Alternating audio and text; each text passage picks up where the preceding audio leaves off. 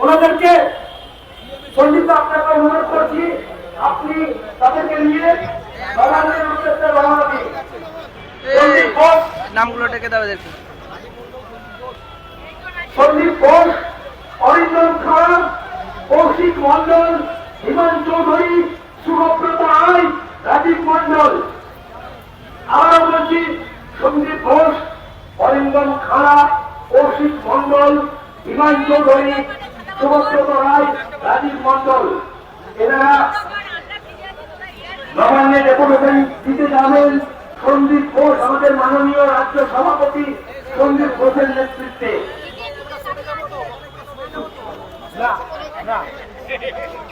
এরপর অপেক্ষা করছেন আমাদের রাজ্য সম্পাদক। আমি একবার ভিজে গেছি একবার। আমি বলেছি মাইক দেবো না, সাইড না হলে মাইক দেবো না। রাজ্য সম্পাদক ভিজতে থাকুন। আপনারা যদি চান রাজ্য সম্পাদক ভিজবে তাহলে ঠিক আছে, তাহলে একটু সাইড হতে হবে।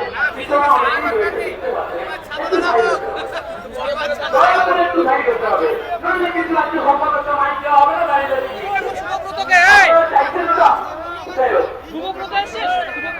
সুভব্রত রায়, এই আর বেশি টেনো না শেষ মাইক করো। তুলে দিচ্ছি রাজ্য সম্পাদকের হাতে।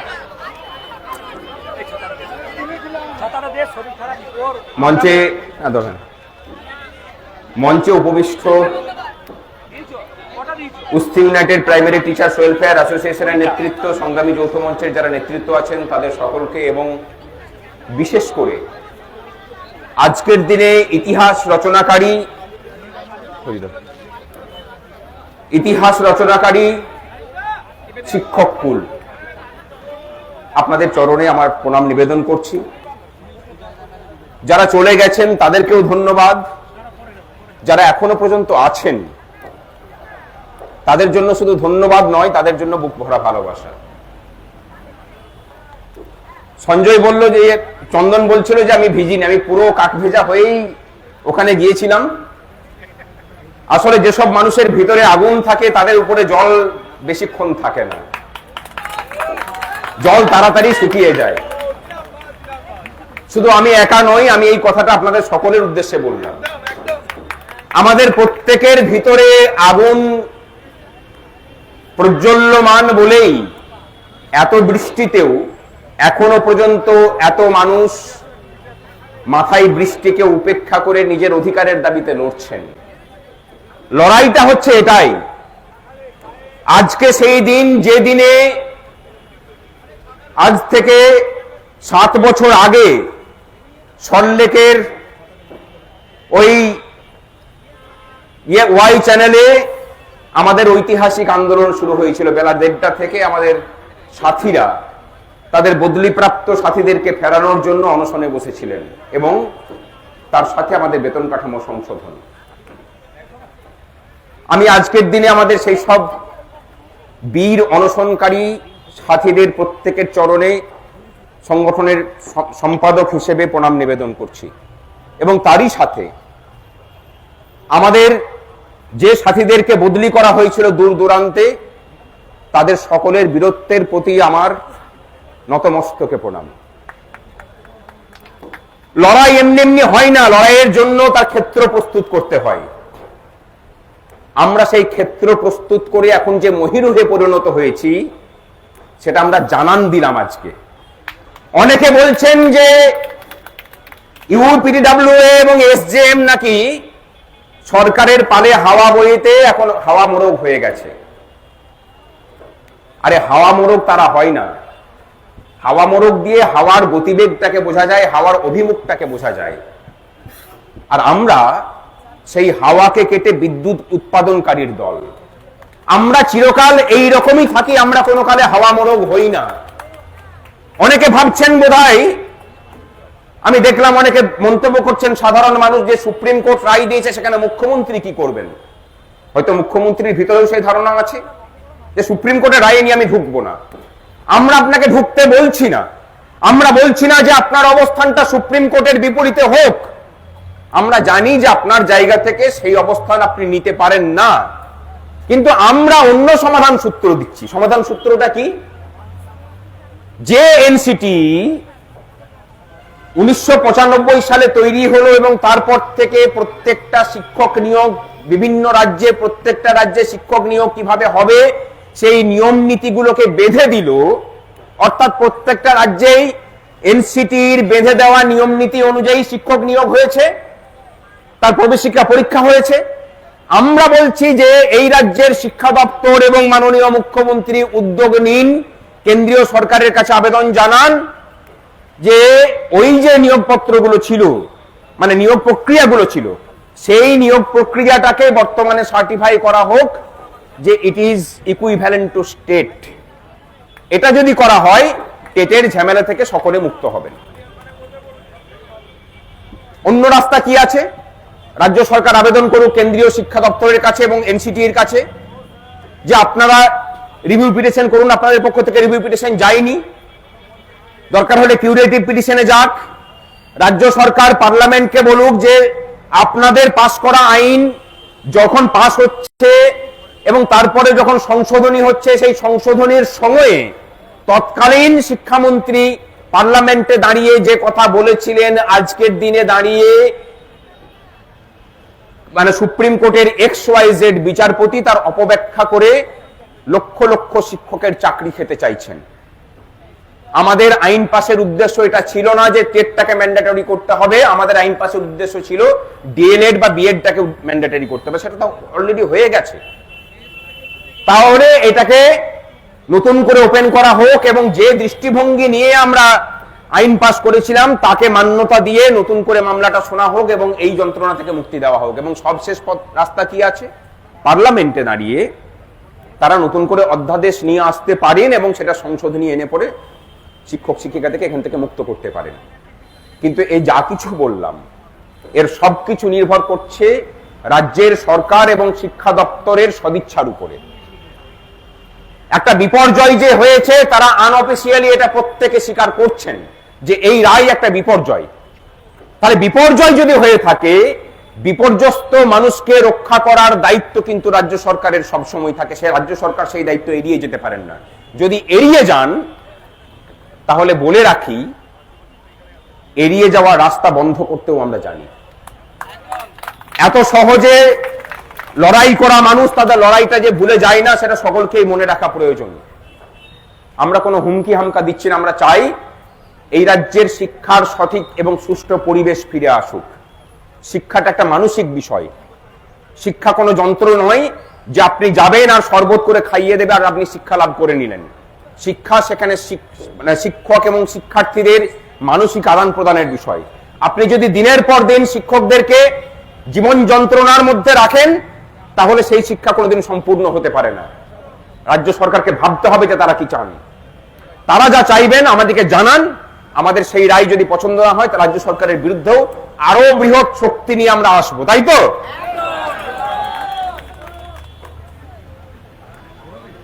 আমাদেরকে যেন টেকিং ফর গ্রান্টেড যেন কেউ না নিয়ে নেয়। আমরা কারো অনুগত নই। আনুগত্যটা আমরা ততক্ষণই থাকে যতক্ষণ পর্যন্ত সেখানে ন্যায় থাকে। যখন ন্যায় শব্দটা অন্য জায়গাতে রেখে দিয়ে এসে পরে ঘটনাকে পরিচালিত করা হয় তখন আমাদের আনুগত্য কারোর আশা না করাটাই ভালো। আর বিগত 8 বছর ধরে সরকারের সাথে প্রবল লড়াই করে যখন টিকে থাকতে পেরেছি, সুতরাং আমাদের অস্তিত্ব বোধ নিয়ে আমাদের কোনো সন্দেহ নেই, আমরা কাউকে ভয়ও করি না। আমাদের অস্তিত্ব কারোর আনুগত্যের সাপেক্ষে নয়। আমাদের অস্তিত্ব আমাদের লড়াইয়ের যে মর্যাদা এবং লড়াইয়ের যে কৌশল আর আমাদের লড়াইয়ের যে স্পৃহা তার উপরে নির্ভর করে থাকে এবং সেটা থাকবেও। আপনারা অনেকে এসছেন, সবাই গ্রান্টিনেড খাতের। নিশ্চিত থাকুন গ্রান্টিনেডের যে বকেয়া, সেই বকেয়ার পাই পয়সা আমরা আদায় করব শুধু নয়, মাননীয় মুখ্যমন্ত্রী বলেছেন যে সেটা মিটিয়ে দেবেন। অপেক্ষা করতে বলেছেন, একটা সহযোগিতা চেয়েছেন। সেই সহযোগিতা করতে আমরা মনে হয় যে আমরা প্রস্তুত সকলে।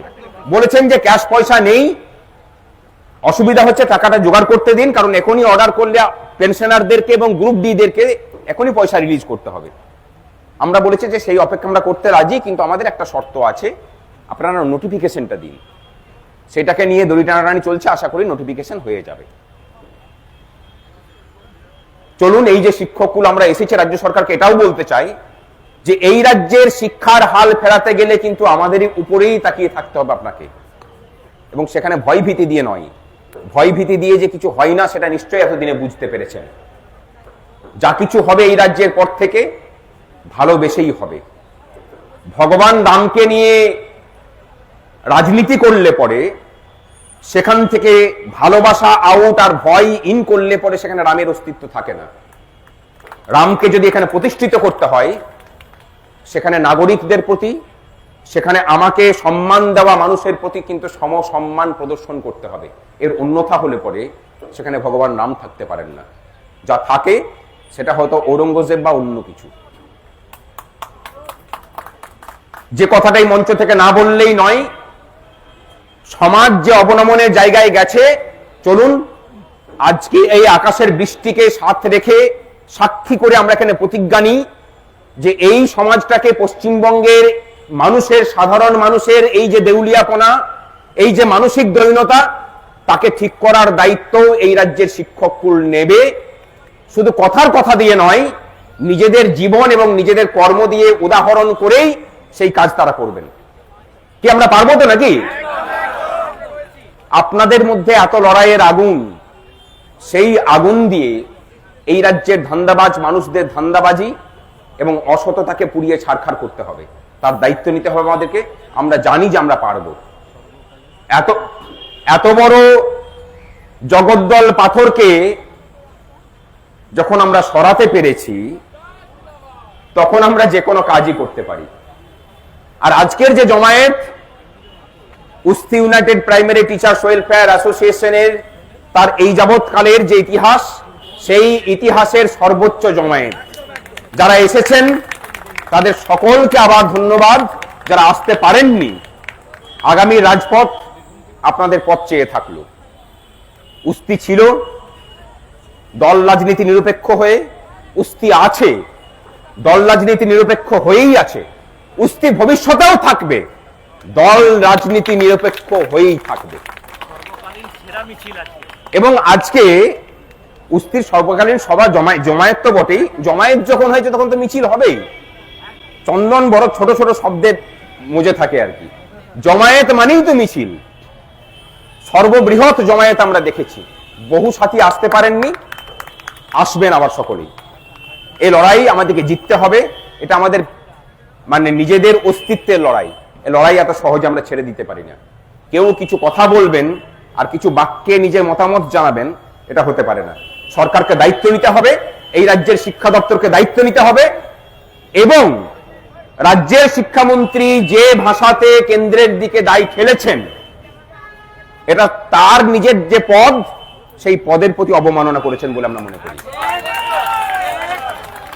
আজকে আমরা শিক্ষা দপ্তরে গিয়ে ডেপুটেশন দিয়ে এসেছি। আজ ওখানে মুখ্যমন্ত্রীর বৈঠক আছে শিক্ষা সংক্রান্ত, প্রায় সকলেই ব্যস্ত ছিলেন। শিক্ষা দপ্তর থেকে প্রাথমিকের টেট যারা দেখেন তাদের সাথে আলোচনা হয়েছে। ভবিষ্যতে আবার একটা আলোচনা হবে ল ডিপার্টমেন্টের সাথে। আমরা এর লিগালিটি বোঝাবো আমাদের যে কথাগুলো বলছি। 4টের পরে নবান্নের ডেপুটেশন আছে, এবং আজকে 7টার পরে কেন্দ্রীয় শিক্ষা প্রতিমন্ত্রীকে আমরা ডেপুটেশন দেব। আমরা বসে নেই। এবং তারপরে আপনারা কিউরেটিভ পিটিশনের কথা শুনতে চাইছেন, কিউরেটিভ পিটিশনেও আমরা প্রস্তুতি নিচ্ছি, অপেক্ষা করুন। গোটা ভারতবর্ষ জুড়ে লড়াইয়ের কথা বলছেন, তার প্রস্তুতিও চলছে। কিন্তু সমস্যাটা হলো শিক্ষকদের মধ্যেও পায়ে পড়ে যাওয়া মানুষের অভাব নেই। আমরা ইন সার্ভিস স্টেট চাইছি, তাহলে তো আমি এই যে ভুল সিদ্ধান্ত সুপ্রিম কোর্টে, সেটাকে মেনে নিলাম।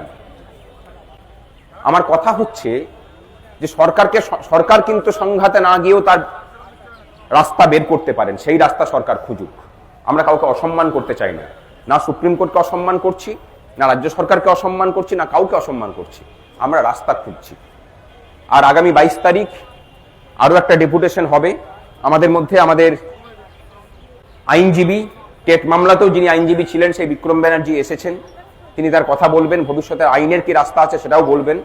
আমি বিক্রমকে মঞ্চে ডেকে নিচ্ছি এবং কিছু বলতে অনুরোধ করছি। ভালো থাকবেন। এর উপরে জিন্দাবাদ, উস্তিয়ান জিন্দাবাদ, মুফতিয়ান জিরাবাদ, রেট্রোস্পেক্টিভ টেট মানছি না, মানবো না, রেট্রোস্পেক্টিভ টেট মানছি না, মানবো না। ভালো থাকুন, সুস্থ থাকুন, আর লড়াইয়ে থাকুন। বিক্রম।